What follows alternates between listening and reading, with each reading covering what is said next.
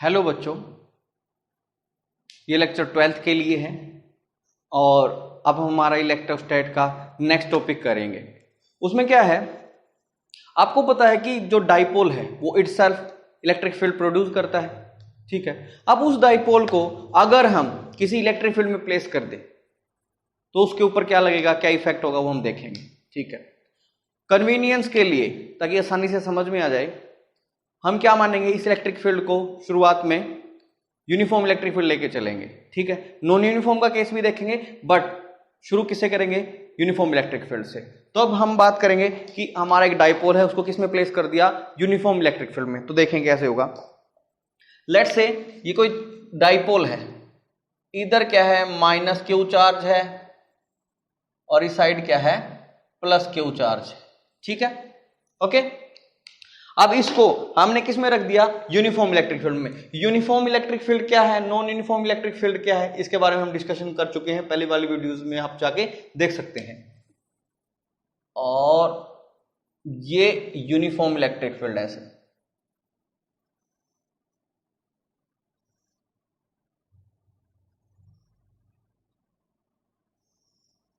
Okay.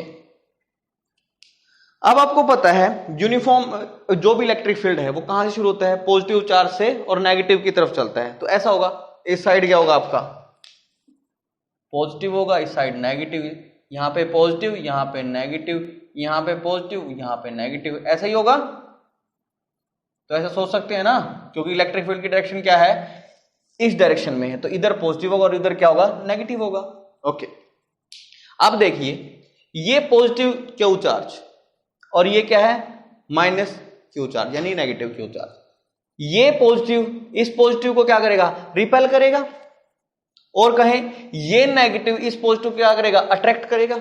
दोनों ही case में बात तो एक ही है, दोनों चीजों में क्या होगा, इसके ऊपर फोर्स लगेगा, प्लस क्या के ऊपर, किस डायरेक्शन में लगेगा, इस डायरेक्शन में लगेगा। और वो फोर्स किसके इक्वल हो जाएगा, F इज इक्वल टू क्या, इंटू ई। तो यहां पे जो फोर्स लगा उसकी वैल्यू कितनी होगी, क्या हो, इंटू ई। चार्ज का मैग्नीट्यूड मल्टीप्लाई में इलेक्ट्रिक फील्ड इंटेंसिटी, ठीक है, क्या हो, इंटू ई, ओके। इसी तरह ये माइनस क्यू चार्ज है, ठीक है, ये पॉजिटिव इस नेगेटिव को क्या करेगा, अट्रैक्ट करेगा, अट्रैक्ट करेगा तो इसके ऊपर फोर्स लगेगा इस डायरेक्शन में। और कहें ये नेगेटिव इस नेगेटिव को क्या करेगा, रिपेल करेगा, रिपेल करेगा तो इसके ऊपर क्या लगेगा, उस डायरेक्शन में फोर्स, किसी भी तरह समझिए। तो इसके ऊपर जो फोर्स लगा वो क्या लगेगा, इस डायरेक्शन में लगेगा। और ये फोर्स किसके इक्वल है, वही माइनस क्यू का मैग्नीट्यूड कितना है, सिर्फ मैग्नीट्यूड, माइनस और प्लस नहीं लगेगा, सिर्फ मैग्नीट्यूड क्या है, क्या हो, इंटू ई, ठीक है। एक फोर्स क्या हो, इंटू ई, डाइपोल पे इधर लगा, एक फोर्स क्या हो, इंटू ई, डाइपोल पे इस तरफ लगा, ठीक है। क्या हो, ई फोर्स इधर, क्या हो, ई फोर्स इधर, बीच में डाइपोल है, इसके ऊपर नेट फोर्स कितना है बच्चा पार्टी, 0। दोनों तरफ इक्वल अमाउंट का फोर्स लग रहा है, इतने अमाउंट से इधर से खींचा जा रहा है, इतने अमाउंट से इधर से खींचा जा रहा है। इसके ऊपर नेट फोर्स कितना होगा, डाइपोल के ऊपर 0। तो यहां से बच्चा ये हो गया, जो नेट फोर्स है, नेट फोर्स ऑन डाइपोल कितना हो गया, 0, ठीक है, ओके। अगर नेट फोर्स 0 है, अभी देखिए नेट फोर्स 0 था, तो मैं किधर, किसी भी साइड मूव करूंगा ना, मैं इस साइड मूव कर सकता ना मैं इस साइड मूव कर सकता, क्योंकि नेट फोर्स कितना है, 0 है। यानी कि मेरे अंदर नेट फोर्स 0 होने की वजह से मेरे अंदर कोई भी लीनियर मूवमेंट नहीं होगी। तो इसी के अंदर, इसी के हिसाब से यहां पे क्या लिख सकते हैं, देयरफॉर नो लीनियर डिस्प्लेसमेंट। अगर नेट फोर्स इस डाइपोल के ऊपर 0 है, तो ना तो ये इधर जा सकता है ऐसे शिफ्ट होके, ना ही शिफ्ट होके इधर जा सकता। तो नो लीनियर डिस्प्लेसमेंट, इसके अंदर कोई भी लीनियर डिस्प्लेसमेंट नहीं होगी। क्यों नहीं होगी, क्योंकि इसके ऊपर नेट फोर्स कितना है, 0 है। क्यों है, क्या वो इधर लग गया, क्या वो इधर लग गया, बस बात खत्म, ठीक है, ओके। एक बार यहीं पे देखिए, बस इसी में समझ में आ जाएगा आपको, घबराने की कोई जरूरत नहीं है। Why fear when I am here, okay, okay.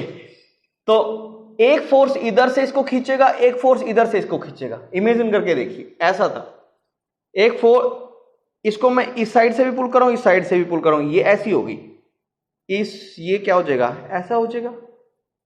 समझ में आया नहीं आया, ध्यान से समझिए। ये ऐसे फोर्स है, ठीक है, इधर दो स्ट्रिंग बांध दी, एक स्ट्रिंग इधर एक स्ट्रिंग इधर, उन स्ट्रिंग को मैं क्या करूंगा, खींचूंगा, इसको इधर इसको इधर, तो ये ऐसा हो जाएगा। समझ में आया नहीं आया?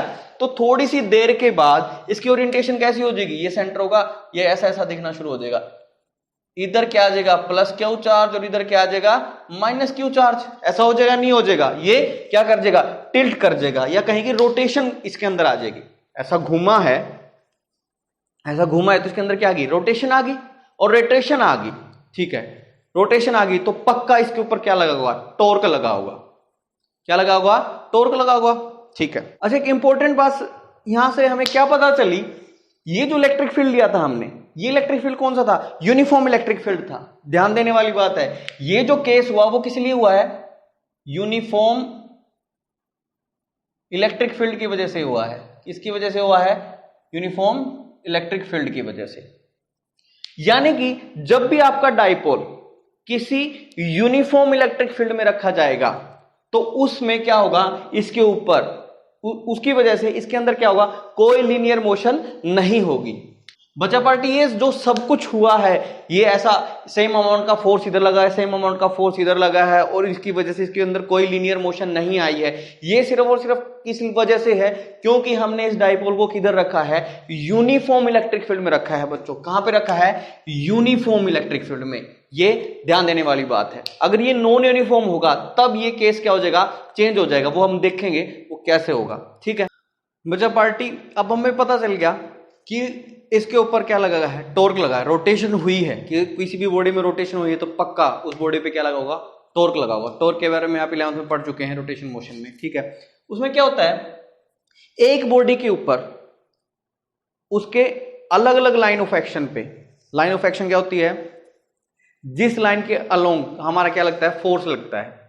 अगर एक ही बॉडी पे दो अलग अलग जगह फोर्स लगे और वो दोनों के दोनों फोर्स क्या हो, इक्वल इन मैग्नीट्यूड हो, बट उन दोनों की डायरेक्शन क्या हो बच्चा पार्टी, अपोजिट हो, उन दोनों की डायरेक्शन क्या हो, अपोजिट हो, तो वो फोर्स उस कंडीशन में क्या बनाएंगे, एक कपल फॉर्म करेंगे। क्या फॉर्म करेंगे, कपल फॉर्म करेंगे।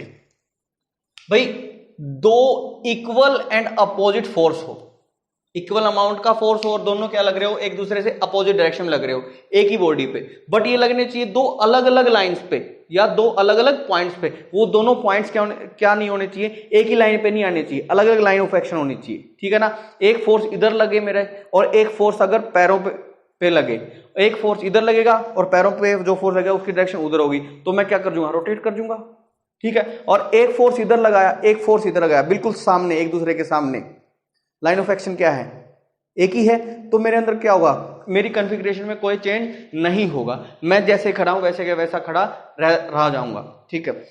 तो ये दोनों फोर्स इस सिचुएशन में क्या फॉर्म करेंगे, कपल फॉर्म करेंगे। क्या फॉर्म करेंगे, कपल। और ये कपल क्या करेगा, इस बॉडी को रोटेट करेगा, या कहें ये जो कपल है ये बॉडी के अंदर क्या प्रोड्यूस करेगा, टॉर्क प्रोड्यूस करेगा, ठीक है। हमने देखा कि यहाँ पे क्या प्रोड्यूस हो गया था, टॉर्क प्रोड्यूस हो गया था, ठीक है। अब टॉर्क का जो फॉर्मूला है, वैसे तो आपको याद होना चाहिए बट याद ना हो फिर भी मैं आपको बताता हूं। टॉर्क का जो फॉर्मूला है, वो किसके इक्वल है, आइदर फोर्स, इन दोनों में से कोई एक फोर्स ले लीजिए और उसकी मल्टीप्लाई कीजिए। क्या कीजिए, मल्टीप्लाई कीजिए किसके साथ, perpendicular distance between the both forces, दोनों फोर्सेस के बीच में जो परपेंडिकुलर डिस्टेंस बनेगा उसकी मल्टीप्लाई कर दीजिए कोई भी एक फोर्स के साथ, तो वो क्या बन जाएगा, टॉर्क के इक्वल हो जाएगा। समझिए अब है, इसको ध्यान से समझिएगा, हम इसको थोड़ा सा क्या कर लेते हैं, अलग बना लेते हैं।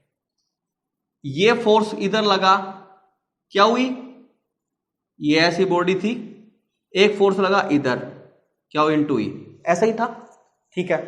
ये इसका सेंटर हो जिसका डिस्टेंस कितना था, 2L था भाई, चार्ज के बीच का डिस्टेंस कितना था, 2L था। और ये क्या हो, लेट्स इसका सेंटर हो, कोई लेना देना नहीं इससे, इस डेरिवेशन में, तो ठीक है। अब इसको पीछे बढ़ाएं, ये ऐसे हो गया, इस फोर्स को पीछे बढ़ाएं तो ऐसे हो गया। इन दोनों के बीच का अगर डिस्टेंस देखें, परपेंडिकुलर डिस्टेंस, ये बात ध्यान होनी चाहिए, इन दोनों के बीच का डिस्टेंस तो ये भी है, बट हमें कौन सा डिस्टेंस चाहिए, पर्टिकुलर, वो कौन सा होगा डिस्टेंस, परपेंडिकुलर डिस्टेंस। इन दोनों के बीच के अगर देखें परपेंडिकुलर डिस्टेंस तो ये बना बच्चा पार्टी, ये भी तो इसी लाइन के लॉन्ग फोर्स लग रहा है और ये इस लाइन के लॉन्ग फोर्स लग रहा है, इन दोनों के बीच में परपेंडिकुलर डिस्टेंस तो यही होगा। समझ में आया नहीं आया? ओके, तो हमें क्या करना है, इन दोनों में से एक फोर्स ले लेना है। क्या हुई? फोर्स, क्योंकि मैग्नीट्यूड तो क्या है, बराबर है, और इन दोनों के बीच का परपेंडिकुलर डिस्टेंस जो ये ब्लू मार्कर से बनाया गया है। ठीक है, लेट्स से इसने, इस डाइपोल ने अपने इलेक्ट्रिक फील्ड के साथ कितना एंगल बनाया, लेट्स से थीटा एंगल बनाया। कितना एंगल बनाया? थीटा। तो ये थीटा है तो ये भी कितना हो जाएगा? थीटा हो जाएगा। और अगर ये थीटा था, हमने दोबारा बनाया, तो ये भी क्या हो जाएगा? थीटा, क्योंकि ये तो इलेक्ट्रिक फील्ड की डायरेक्शन है और ये भी इलेक्ट्रिक फील्ड की डायरेक्शन है। तो इलेक्ट्रिक फील्ड के साथ ये डाइपोल है, इस डाइपोल ने इलेक्ट्रिक फील्ड के साथ कितना एंगल बनाया? थीटा एंगल बनाया है। ठीक है भाई, इस ट्रायंगल को हम नाम दे देते हैं, ये ए हो, ये बी हो और ये क्या हो? सी हो। ट्रायंगल एबीसी में देखो, किसमें? In triangle ABC. Okay, triangle ABC में अगर आप साइन थीटा की वैल्यू निकालो, किसकी वैल्यू निकालो? साइन थीटा की। साइन थीटा किसके इक्वल हो जाएगा? साइन थीटा होता है परपेंडिकुलर ओवर हाइपोटेन्यूज। परपेंडिकुलर कितना है? बीसी, और हाइपोटेन्यूज कितना है? ये है हाइपोटेन्यूज, और ये क्या है? 2l। यहां से BC की अगर वैल्यू निकालोगे तो बच्चा पार्टी BC की वैल्यू आई कितनी? 2l into sine theta. अरे ट्रिग्नोमेट्री है, बस सिंपली लगाइए, 10th का था ये सब। ठीक है, तो यहां से इस परपेंडिकुलर की, यानी कि दोनों फोर्सेस के बीच का जो परपेंडिकुलर डिस्टेंस है उसकी वैल्यू कितनी आई है? 2l into sine of theta. और थीटा क्या था? थीटा था डाइपोल ने जितना एंगल किसके साथ बना रखा है? इलेक्ट्रिक फील्ड के साथ बना रखा है, वो एंगल क्या था? थीटा था। ठीक है, ये निकल गया। तो परपेंडिकुलर डिस्टेंस कितना होगा? 12 साइन थीटा। इसको लिख देते हैं। यहां से टॉर्क, टॉर्क को इस टो से डिनोट करते हैं, टो से। आइदर फोर्स, फोर्स कितना था? क्यू इंटू ई, और मल्टीप्लाई किसके साथ करनी है? परपेंडिकुलर डिस्टेंस यानी बीसी। बीसी कितना है? 2l into sine of theta. ऐसा हुआ नहीं हुआ? सारी वैल्यूज लिख दी और ये टॉर्क आ गया। यहां से टॉर्क, अब देखिए क्यू इंटू 2l, ये क्यू है और ये क्या है? 2l। क्यू इंटू 2l किसके इक्वल है बच्चों? फटाफट बोलिए, क्यू इंटू 2l किसके इक्वल है? Dipole moment, dipole moment P। Q into 2l किसके इक्वल है? Dipole moment P। ओके, ये P बन गया, और साथ में क्या है? E, और साथ में क्या पड़ा है? साइन इंटू थीटा, और ये किसके इक्वल है? टॉर्क के इक्वल है। अब हमने देखा जो हमारा टॉर्क है, टो, वो किसके इक्वल आ गया? PE साइन थीटा के। ठीक है, हमने क्या देखा है कि जो डाइपोल मोमेंट P है वो भी क्या है? Vector quantity. इलेक्ट्रिक फील्ड वो भी क्या है? Vector quantity.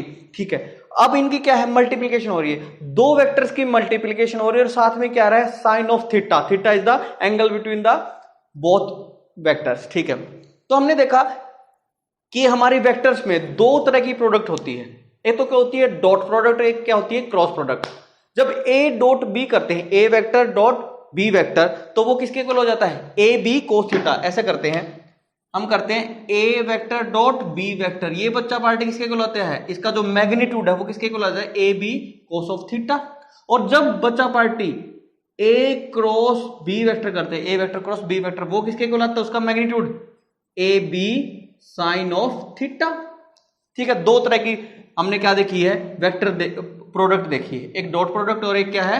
Cross product. ठीक है, यहां पे देखिए ये भी वेक्टर, ये भी वेक्टर, दोनों की मल्टीप्लिकेशन भी हो रही है, इसे रिलेट कीजिए, और साथ में क्या है? Sine of theta. Theta is the angle between P and E, ये देख चुके हैं। तो इससे हमें क्या लिख सकते हैं?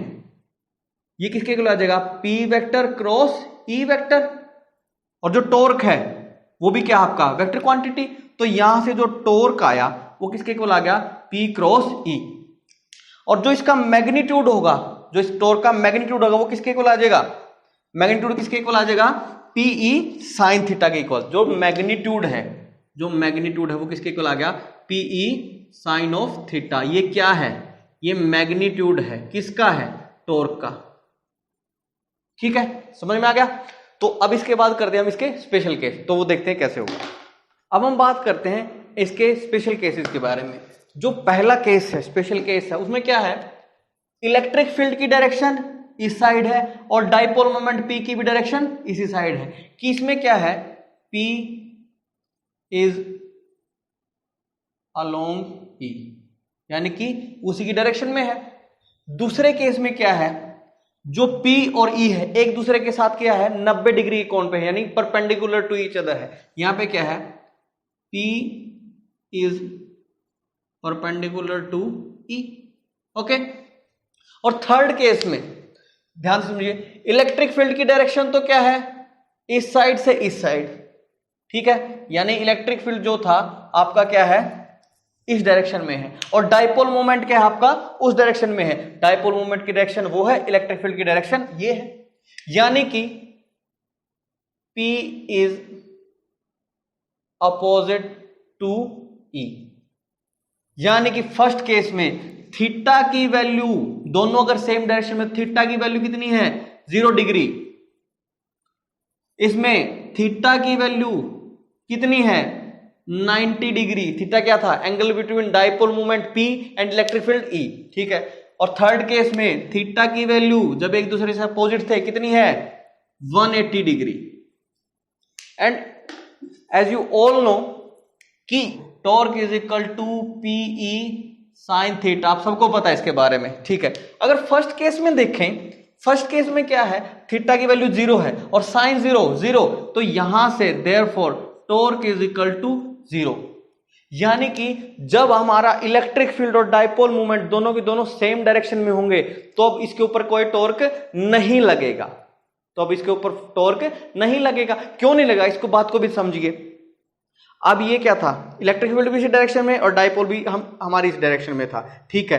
एक क्या हुई फोर्स इधर लगेगा, एक क्या हुई फोर्स अब इसके ऊपर इधर लगेगा, ठीक है, वो हमने पहले डायग्राम बना रखा था। अब इन दोनों फोर्सेस ये क्या लगे हैं इक्वल एंड अपोजिट फोर्स लगे हैं, ठीक है भाई इक्वल एंड अपोजिट फोर्स लगे हैं, बट दोनों की दोनों लाइन ऑफ एक्शन तो क्या है सेम है। तो अगर लाइन ऑफ एक्शन सेम है तो इसके ऊपर क्या होगा कोई फर्क नहीं पड़ेगा, तो इसमें क्या होगा रोटेशन प्रोड्यूस होगी नहीं होगी, क्योंकि कपल ही फॉर्म नहीं कर रहे, क्योंकि कपल फॉर्म करने के लिए दो इक्विवेलेंट अपोजिट चाहिए थे, ठीक है भाई दो इक्विवेलेंट अपोजिट फोर्स होंगे इसमें, ठीक है। बट साथ ही साथ वो दोनों फोर्सेस कहां पे लगनी चाहिए अलग अलग लाइन ऑफ एक्शन पे लगने चाहिए, बट इस केस में एक क्या हुई इधर लगेगा एक क्या हुई इधर लगेगा, ठीक है ना। इसलिए नेट फोर्स या नेट टॉर्क क्या हो जाएगा 0।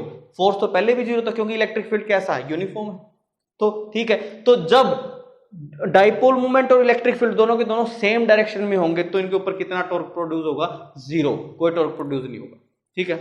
इसी तरह अब दूसरा केस देखते हैं।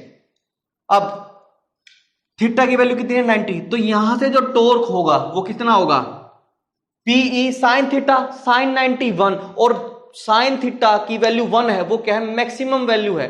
अगर साइन थीटा मैक्सिमम है तो टॉर्क भी क्या होगा मैक्सिमम होगा। इस केस में जो टॉर्क होगा वो किसके इक्वल हो जाएगा P इंटू ई के, क्योंकि साइन थीटा की वैल्यू कितनी होगी 1 होगी, इसको क्या लिख सकते हैं P इंटू ई। तो इस केस में जो टॉर्क आया वो P इंटू ई के इक्वल आया, और ये क्या है मैक्सिमम वैल्यू है, ये क्या है मैक्सिमम वैल्यू ऑफ टॉर्क, ठीक है। अब थर्ड केस देखते हैं, ठीक होगा।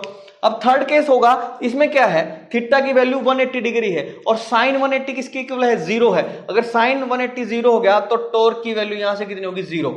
तो इस केस में जब आपका डाइपोल इधर लग रहा होगा और क्या होगा इलेक्ट्रिक फील्ड इस साइड था, तो इस केस में भी आपका जो क्या होगा टॉर्क प्रोड्यूस होगा वो किसके इक्वल हो जाएगा 0 के इक्वल हो जाएगा, क्या हो जाएगा 0 के इक्वल होगा। तो यहां से हमने बात समझ में आई कि या तो डाइपोल मूवमेंट इलेक्ट्रिक फील्ड के पैरेलल हो या डाइपोल मूवमेंट इलेक्ट्रिक फील्ड के एंटी पैरेलल हो, दोनों के दोनों केसेस में हमारा जो टॉर्क लगेगा डाइपोल के ऊपर वो कितना लगेगा 0 लगेगा, कोई टॉर्क नहीं लगेगा। बट अगर हमारा डाइपोल हमारे इलेक्ट्रिक फील्ड के 90 डिग्री पे है, उस केस में हमारे पास क्या लगेगा मैक्सिमम वैल्यू ऑफ टॉर्क मिलेगी, हमें क्या मिलेगी मैक्सिमम वैल्यू। तो हम अगर आपसे कोई पूछ ले कि मैक्सिमम वैल्यू ऑफ टॉर्क कब लगेगी, कि भाई तभी लगेगी जब इलेक्ट्रिक फील्ड कितना एंगल बनाएगा 90 डिग्री एंगल बनाएगा, किसके साथ इलेक्ट्रिक फील्ड के साथ। समझ में आ गया, ठीक है। ये स्पेशल केस थे। अब इसके साथ एक छोटी सी चीज और देखिए, स्टेबिलिटी की बात करेंगे। किसकी बात करेंगे स्टेबिलिटी की बात करेंगे। इक्विलिब्रियम, स्टेबल इक्विलिब्रियम के बारे में सुना होगा। इक्विलिब्रियम होते हैं दो तरह के, एक स्टेबल इक्विलिब्रियम और एक क्या है अनस्टेबल इक्विलिब्रियम, ठीक है। अब ये चीज है, अगर इस पे टॉर्क नहीं लगा, टॉर्क नहीं लगने का मतलब एज इट इज अपना डाइपोल पड़ा रहेगा, जिस पोजीशन में है उसी जगह पे क्या रहेगा पड़ा रहेगा। कब तक, जब तक हम इसको हिला नहीं देते अपनी पोजीशन से, ठीक, इसी तरह इसमें भी हमारा डाइपोल क्या नहीं करेगा, अपने आप हिलेगा नहीं जब तक हम इसको क्या नहीं करेंगे, हिलाएंगे नहीं, इसकी पोजीशन से क्या नहीं करेंगे, इसको अल्टर नहीं करेंगे। ठीक है, तो ये और ये फर्स्ट केस और थर्ड केस, ये कौन सी कंडीशन है, इक्विलिब्रियम की कंडीशन है। कौन सी कंडीशन है ये, इक्विलिब्रियम। तो ये भी इक्विलिब्रियम कंडीशन है और ये वाली कंडीशन भी क्या है, इक्विलिब्रियम। तो दोनों कंडीशंस क्या है, इक्विलिब्रियम कंडीशन है। क्या है, इक्विलिब्रियम कंडीशन। ये इक्विलिब्रियम नहीं है, क्यों, अगर यहां पे हमने डाइपोल को छोड़ दिया, ये अपने आप क्या आ जाएगा, इलेक्ट्रिक फील्ड की डायरेक्शन में आ जाएगा, तो इक्विलिब्रियम नहीं है। ऐसे रेस्ट पे छोड़ा, ये अपने आप मूव कर जाएगा, बट यहां पे ऐसा नहीं है। अगर रेस्ट पे यहां पे है, ये कहीं भी शिफ्ट नहीं होगा, यहीं की यहां पड़ा रहेगा। ठीक है भाई, ये भी इक्विलिब्रियम की कंडीशन और ये भी इक्विलिब्रियम की कंडीशन है, बट इन दोनों में से एक स्टेबल इक्विलिब्रियम है और एक क्या है, अनस्टेबल इक्विलिब्रियम है। अब बात देखिए कैसे, स्टेबल इक्विलिब्रियम क्या होता है, ये है, ये मार्कर इसके ऊपर ऐसे इक्विलिब्रियम पे रखा है, सॉरी, ये मार्कर ऐसे इसके ऊपर इक्विलिब्रियम पे रखा है। अब मैं इसको शिफ्ट करता हूं, हो सकता है ये दोबारा अपनी पोजीशन, जो पहले वाली पोजीशन जब जिसमें रेस्ट पे था उसमें वापस आ जाए, और हो सकता है ये क्या करे, नीचे भी गिर जाए।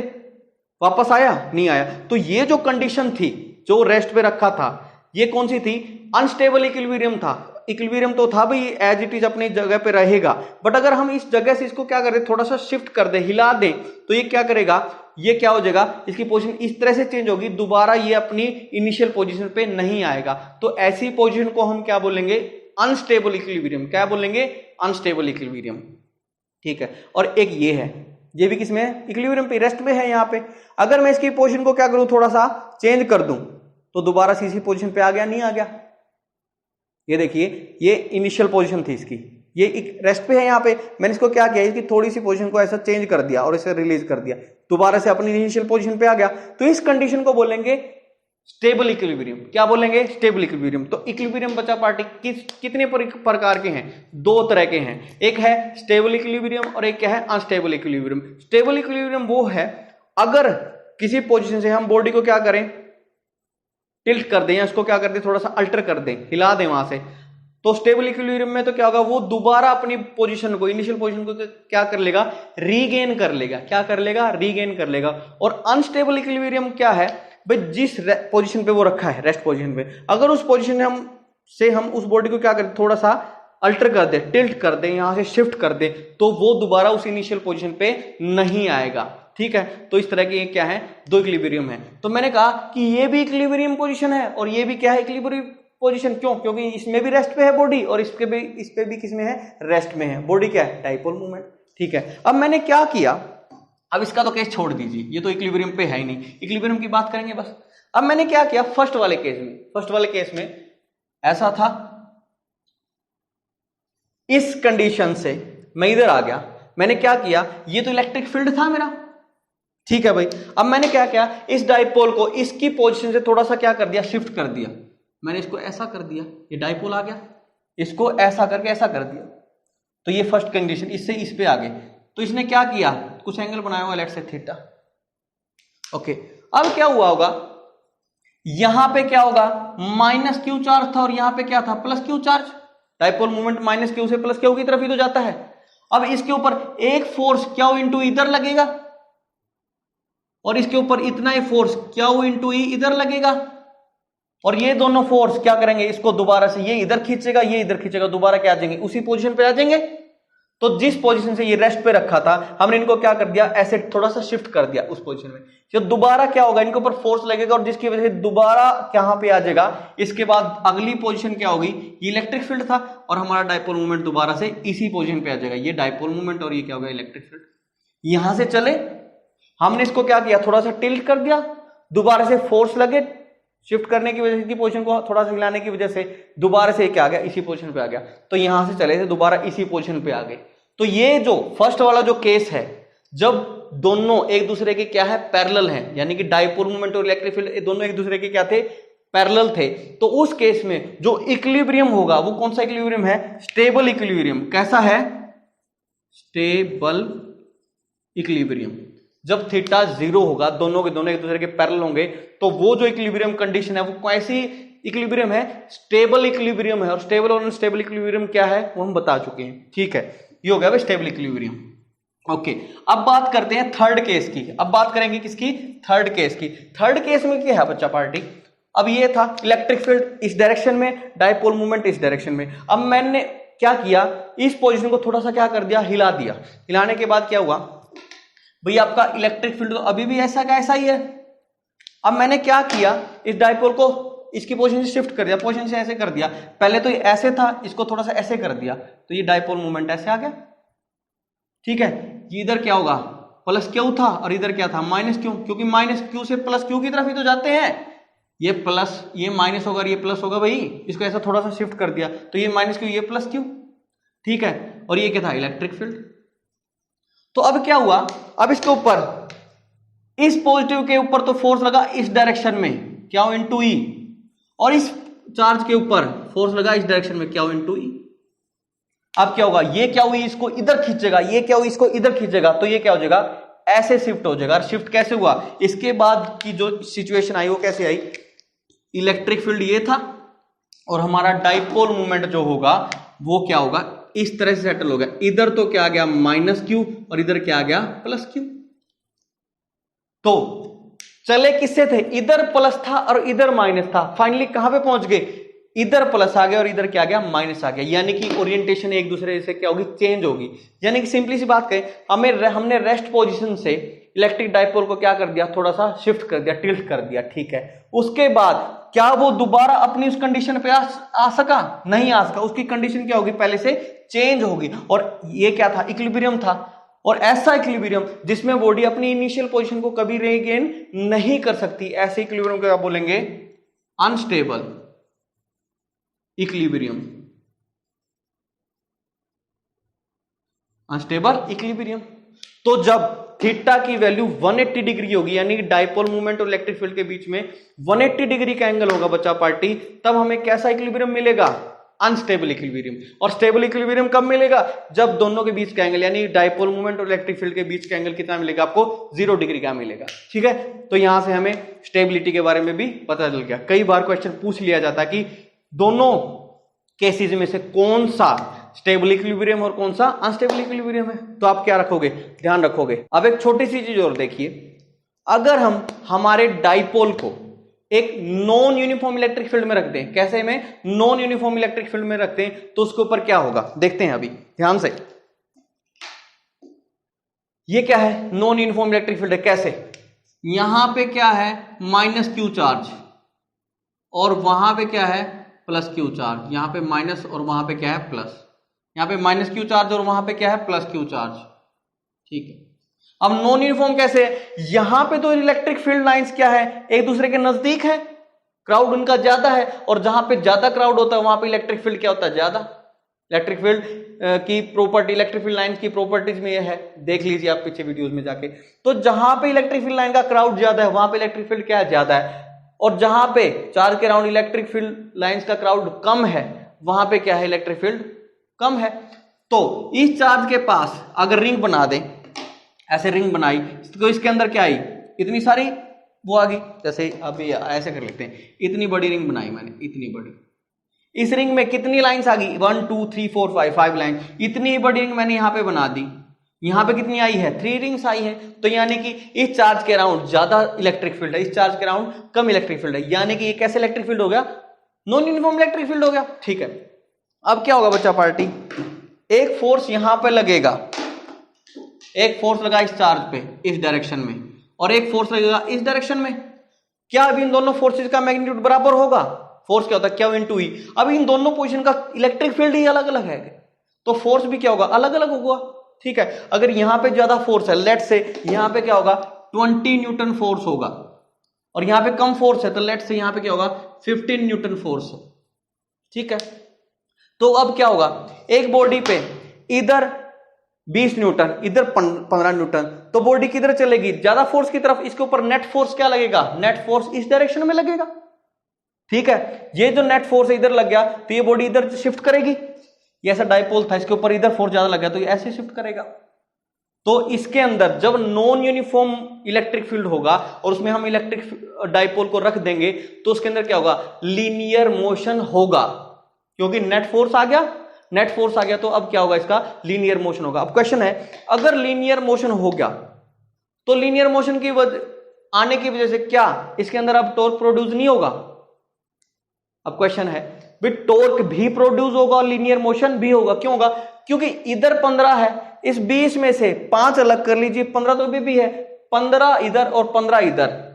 एक बॉडी पे equal and opposite force, let say अगर इस 20 को ना मान के एक बार मान लें 15 है, तो इसमें से जो 15 होगा वो तो इसको क्या कराएगा, रोटेट करवाएगा, टॉर्क प्रोड्यूस हो जाएगा। तो टॉर्क हो गया, इस 20 में से 15 तो क्या करवाएगा, टॉर्क प्रोड्यूस करवाएगा। और जो 5 बच गया, 20 में से जो 5 बच गया, उसकी वजह से हमारी बॉडी क्या करेगी, इधर शिफ्ट करेगी। तो अब क्या होगा, ये ऐसा रोटेट भी करता रहेगा और ऐसा चलता भी रहेगा। ध्यान से समझिए, इधर 20 न्यूटन का फोर्स है, उधर क्या है, 15 न्यूटन का फोर्स है, दोनों फोर्स लाइन ऑफ एक्शन क्या है, अलग अलग है। ठीक है, तो इस 20 में से जो 15 होगा, ये 15, इसका 15 और वो 15, तो क्या करेंगे, टॉर्क प्रोड्यूस करेंगे। और इस 15 तो लग गया टॉर्क प्रोड्यूस करने में से, और 20 में से कितना बच गया, 5 बच गया। इस ये 5 न्यूटन का जो फोर्स है, बच्चा पार्टी वो क्या कराएगा, लीनियर मोशन करवाएगा। वो किस तरफ होगा, इस तरफ। तो अब जो अपना डाइपोल है वो कैसे चलेगा, रोटेशन भी होती रहेगी और लीनियर मोशन भी होती रहेगी। समझ में आ गया? अब जाते जाते मैं आपके लिए क्वेश्चन छोड़ के जा रहा हूं, आप ये बताइए, कमेंट करके जरूर बताएंगे, आपको इस क्वेश्चन का आंसर देना ही देना है। ओके, आप बताइए, जो आपका पॉइंट चार्ज है, जो आपका पॉइंट चार्ज है, वो कैसा इलेक्ट्रिक फील्ड प्रोड्यूस करता है? यूनिफॉर्म इलेक्ट्रिक फील्ड प्रोड्यूस करता है या non uniform electric field produce करता है? तो आप बताइए। तो इसी के साथ हम आज हमारा ये लेक्चर क्या करते हैं, ओवर करते हैं। और आप लाइक कीजिए, मैक्सिमम से मैक्सिमम सब्सक्राइब करवाइए और इसको देखिए, पढ़िए, इंजॉय करिए। And why fear when I am here. ठीक है, तो गुड बाय।